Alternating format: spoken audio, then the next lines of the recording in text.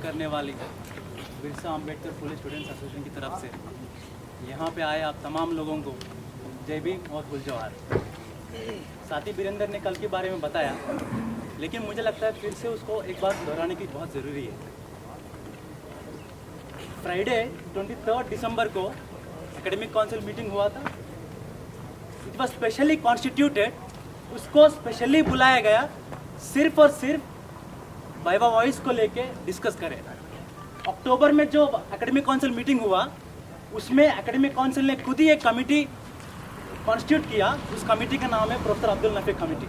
उस कमेटी में जितने भी मेंबर हैं, जितने भी मेंबरान हैं, उसने सब ने ये माना है इस यूनिवर्सिटी में जितने सारे तमाम सेंटर एग्जिस्ट करती है, हर एक सेंटर में वाइवा वॉइस को लेकर डिस्क्रिमिनेशन होता है।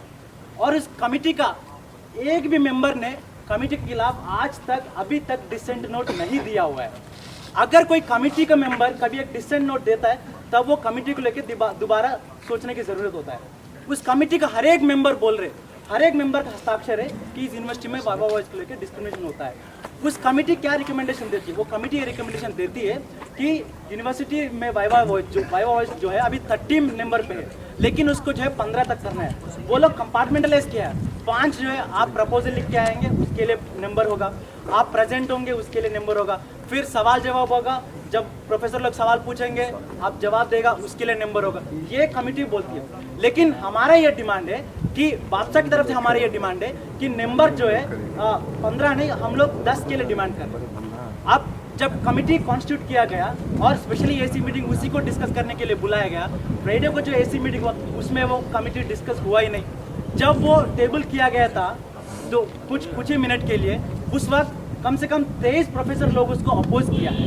और जब 23 प्रोफेसर लोग उसको अपोज किया है तो उनका नाम बाहर करना चाहिए ना। इतने लोग मतलब वाइवा वॉइस को मतलब स्टेटस को मेंटेन करना चाहते हैं, उनका नाम अभी तक बाहर नहीं किए हुए। और उस दिन शाम को जब हम सब ने वहाँ एकेडमिक काउंसिल मीटिंग एंड होते वक्त इंतज़ार किया और यूनियन प्रेसिडेंट जब बाहर आया, हम सब ने उनसे पूछा आप जरा बताइए अंदर क्या हुआ है। उसने बताया और हम लोग उसको बोले ठीक है ये सब हुआ है। तो हमने पूछा आप रिपोर्ट आप अगला मीटिंग कब बुलाएंगे? उन्होंने कहा था कि हम लोग जो है जल्द से जल्द एक ऑल ऑर्गेनाइजेशन मीटिंग बुलाएंगे। फ्राइडे खत्म हो, चलिए मानते फ्राइडे आप दिन में 2 बजे से लेकर रात को 9 बजे तक एसी मीटिंग होगा, फिर बात स्टूडेंट पढ़े। सैटरडे ऑल आउट बुलाया नहीं, संडे ऑल आउट बुलाया नहीं। हम लोग मिनट्स के लिए वेट किया। मिनट्स कब बाहर आती है? मिनट्स वो लोग संडे नाइट को पब्लिक करते हैं। संडे नाइट को वो लोग क्यों पब्लिक किया? संडे नाइट को वो लोग इसलिए पब्लिक किया क्योंकि इस कैंपस के जो कंसर्न एक्टिविस्ट और इस कैंपस के जो कंसर्न सोशल जस्टिस ऑर्गेनाइजेशन है वो लोग एक कॉल देता है। वो लोग कॉल देता है जब पार्ट बी मंडे 26 को डिस्कस होने वाले हैं, उससे पहले हम एक कॉल दे दे। वो हमारा कॉल यही था कि जब पार्ट ए फाइनल नहीं हुआ, पार्ट बी डिस्कस करने का कोई मतलब ही नहीं होता है। बिना क्लास 10 पास किए हुए कोई क्लास 12 पास नहीं होगा ना। यही तो लॉजिक लेके हम लोग, ये नेचुरल लॉजिक है, ये लॉजिक को हम लोग मानते हुए हमने बोला और हमने कॉल दिया बादशाह, united OBC forum, students front Swaraj और कंसर्न, हम सब ने कॉल दिया कि let us ask the university that part ये be discussed, but did not happen. The students union did not respond to the call. कल हम लोग जब पार्ट बी जब डिस्कस हो रहा था, जब हम लोग ने उधर प्रोटेस्ट करने गए, हम लोग एक मेमोरेंडम देने के लिए तैयार थे। जब हम लोग मेमोरेंडम देने के लिए गया, यूनिवर्सिटी के सेक्रेटरी ऑफिसर्स ने एकेडमिक काउंसिल को बताया, एसी मीटिंग ने बोला हम लोग सिर्फ यूनियन से सिर्फ और सिर्फ यूनियन से ही बात करेंगे। तो उस कल उधर जितने लोग मौजूद थे उसमें से कुछ लोग जेएनयू के प्रेसिडेंट को फ़ोन किया, प्रेसिडेंट महोदय ने फ़ोन उठाया नहीं। तो वहाँ एक काउंसिलर मृत्युंजय, उसने जनरल सेक्रेटरी को फ़ोन किया। जनरल सेक्रेटरी ने यही बात बोला आप प्रोटेस्ट करके क्या हासिल करेंगे? आप लोग बताइए, इस कैंपस में जो प्रोग्रेसिविज्म को लेके जाना जाता है, इस कैंपस में कैन एनीबडी से प्रोटेस्ट से क्या होता है? You are delegitimising all the protest which is happening in Kashmir, which is happening in Northeast, which is happening in down south, which is happening in the Western India. इस campus में वही लोग हैं जो बार बार बोलते हैं कि तेबागा, तेलंगाना, सिंगूर, नंदीग्राम, लाल सलाम, नक्सलबाड़ी, लाल सलाम। क्या हुआ उनका तेबागा? क्या हुआ उनका तेलंगाना? क्या हुआ उनका सिंगूर? क्या हुआ उनका नंदीग्राम? हमको लगता है ये लोग सिर्फ और सिर्फ मुद्दे को जारी रखना चाहते हैं। They want our issues to be alive. वो लोग हमारा मुद्दे पर राजनीति करना चाहते, वो लोग हमारा मुद्दा का समाधान नहीं ढूंढना चाहते।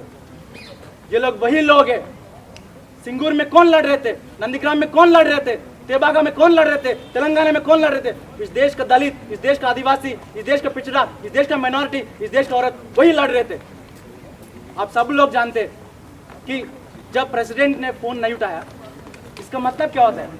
90s में जब मंडल कमीशन लागू किया था, सीपीआई एमएल लिबरेशन का उस वक्त का जनरल सेक्रेटरी विनोद मिश्रा ने क्या बोला है, ये मंडल कमीशन से कुछ होने वाला नहीं है। आप लोग पढ़े लिखे लोग हैं, आप लोग अभी भी लिबरेशन का वेबसाइट में उनका आर्काइव्स है, लिबरेशन मैगजीन में अभी भी है। वो लोग सीधा बोलते हैं ये जितने मंडल कमीशन आ रहे हैं सब आइडेंटिटी पॉलिटिक्स है, अभी भी उनका आर्काइव में मौजूद है। और वही संगठन का 2007 का नेशनल प्रेसिडेंट, आइसा का नेशनल प्रेसिडेंट बोलता है हम ना तो मंडल के पक्ष में है ना हम विरोध में। आप चुप किस लिए है? जब आपका चुप्पी किसको समर्थन कर रहे हैं? कहीं ना कहीं आप बिना शाखा का मेंबरशिप लिए हुए आप उन्हीं को समर्थन कर रहे हैं ना। कल भी तो आप वही घोषित किए हैं, कल तो आपने एकदम साफ साफ दिखाया। और सफाई की जहां तक बात है, जब मंडल कमीशन लागू हो रहा था बंगाल में, अनिल विश्वास मंत्रिमंडल में ये बात रखा है कि मंडल कमीशन देश भर में लागू हो रहे, हमको भी लगता है हमारा भी डिमांड है कि बंगाल में भी लागू किया। ज्योति बासु उस वक्त मुख्यमंत्री ने ये बोला that do you want to convert the land of Bengal into Namoshudra land. Bengal में नमोशूद्रा मूवमेंट हुआ था। नमोशूद्रा मूवमेंट किस लिए हुआ था? नमोशूद्रा मूवमेंट वहाँ का दलितों के लिए हुआ था, वहाँ का दलित का सेल्फ रेस्पेक्ट के लिए हुआ था, वहाँ का दलित का डिग्निटी के लिए हुआ था। और कल आइसा और एसएफए ने उनका ओरिजिनल कलर दिखाया। वो लोग ये कल साबित किया कि वो लोग प्रोग्रेसिविज्म के साथ नहीं है, वो लोग सिर्फ और सिर्फ राइट विंग के साथ है। और साथ साथ कल ये हुआ, फिर students marched into the AC meeting when students were demanding that part A discuss किया जाए। पार्ट ए में क्या क्या है? एक वाइवा वॉइस है, दूसरा माइनॉरिटी डिप्रिवेशन पॉइंट्स है, तीसरा जो है फी हाइक को लेके है, या implement Abdul Nafi committee recommendation. लेकिन इस कैंपस का वाइस चांसलर और जितने भी एडमिनिस्ट्रेटिव ऑफिशियल्स है वो सब मीटिंग छोड़ के भाग गए।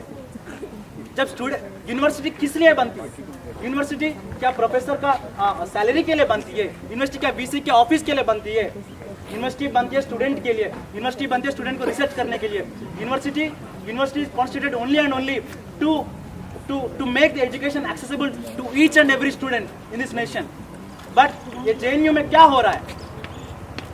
ये लोग ना तो उन 23 प्रोफेसर का नाम बाहर कर रहे, ना तो अब्दुल नफी कमेटी रिकमेंडेशन लागू कर रहे, ना तो वाइवा वॉइस को कम करने वाले हैं, ना तो ये लोग माइनॉरिटी डिप्रिवेशन पॉइंट इंप्लीमेंट करने वाले। तो ये यूनिवर्सिटी किस लिए? The very idea of university comes into existence only and only to make education accessible. When education is not being made accessible to students, what do we think of this university? ये university एक repressive state की तरह काम कर रहा है, ये university एक फैसिवाद की तरह काम कर रहा है। अब अभी आप लोगों के बीच में एक मेमोरेंडम सर्कुलेट कर रहे हैं, आप लोग उसको पढ़िएगा। आपको लगता है उसमें कुछ और मुद्दे ऐड करना है, ऐड करिएगा। और कल मैंने एक पर्चा पढ़ा था, ऑनलाइन में पर्चा पढ़ा था, मैं आप लोगों के बीच में एक पर्चा रखना चाहता हूँ। उसमें से towards the end of the पर्चा was written by JNSU. A group of students had given a unilateral call for protest outside the AC meeting, and they entered the hall when the AC meeting was already over. It needs to be asked whose interest do such actions by this section of students serves is something which needs to be asked. यहाँ पे आए हुए तमाम लोगों से मैं ये पूछना चाहता हूँ, कल और फ्राइडे को दिन में जो प्रोटेस्ट हुआ, was it unconstitutional? Is it going against the logic of social justice? Is it going against the logic of minority deprivation points? Is it going against the logic of marginalized sections? मतलब एक तो ये लोग protest में आएंगे नहीं, दूसरा ये लोग यूनियन में रहना चाहते हैं, तीसरा ये लोग जब इलेक्शन लगता है तब ये लोग क्या बोलते हैं? ये लोग बोलते हैं हम फासिज्म को रोकने आ रहे हैं। फासिज्म वो नहीं है जो आप समझ रहे। फासिज्म ये है जो अभी आपके आंखों के सामने हो रहा है। फासिज्म वो है जो एसी मीटिंग में बिना डेमोक्रेटिकली डिसाइड किए बात को इंप्लीमेंट करने वाले, ये होता है फासिज्म। चुनाव में 31% भी फासिज्म होता है, और एसी मीटिंग में जो बात मतलब अनडेमोक्रेटिकली इंप्लीमेंट करे वो भी फासिज्म है। कल वहां का जितने भी तमाम सारे लोग मौजूद थे, जितने भी लोग वहां थे, उसमें से एक भी व्यक्ति नहीं बोला ये अनडेमोक्रेटिक। आप लोग बताइए, मार्क्सिज्म हो या आपका लेनिनिज्म हो, किसी एक आइडियोलॉजी में कल जो स्टूडेंट्स ने किया, is it going against the revolutionary hypothesis? Is it going against the idea of revolution?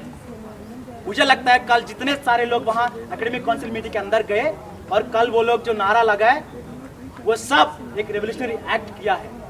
That is the moment of social justice, that is the moment of revolution, that is constructing A revolutionary hypothesis. अब उस revolutionary hypothesis को आगे बढ़ाना है। उस revolutionary hypothesis को जब हम आगे बढ़ाएंगे, उसमें हम लोग 4 ही डिमांड है हमारा फिलहाल तो। ये इधर you implement Abdul Nafe committee recommendations, or you reduce the Viva voice from 30 to 10. B, you need to implement the minority deprivation points. C, the fee hike should be revoked before the admission process begins. With these few words, I thank one and all for coming. And मुझे लगता है हम लोग कल पर्चा में लिखे थे, इस कैंपस में जो तथाकथित लोग बोलते हैं हम फासिज्म को रोकेंगे, ये करेंगे, वो करेंगे, जब वक्त आ गया है, अगर आप वक्त के हिसाब से नहीं चलेंगे, अगर आप सही समय पे अपनी आवाज को बुलंद नहीं करेंगे, तब आपकी राजनीति कुछ नहीं है। अगर इस वक्त हम सोशल जस्टिस की बात नहीं करेंगे, जैसे साथी वीरेंद्र ने बोला और तमाम सारे लोग बोलते होंगे, this should be the last generation in India, this is the last generation from the marginalized communities, from the depressed communities to come and study in this university, because this university is either going to maintain the status quo or it is going to implement the UGC recommendations, wherein it states that written exam will be only qualifying thing, लेकिन viva जो है 50 भी हो सकता है, 100 भी हो सकता है। हमको लगता है अगर इस देश का माइनॉरिटी को अगर हम एजुकेशन देना चाहते हैं, या or if you think that we should build a momentum to provide education accessible to the minorities and to give and also to make education accessible to the socially depressed communities, I think this is the right moment to extend this right moment. I think we should all march this moment ahead. Thank you. Jai Bhim, Full Jawar.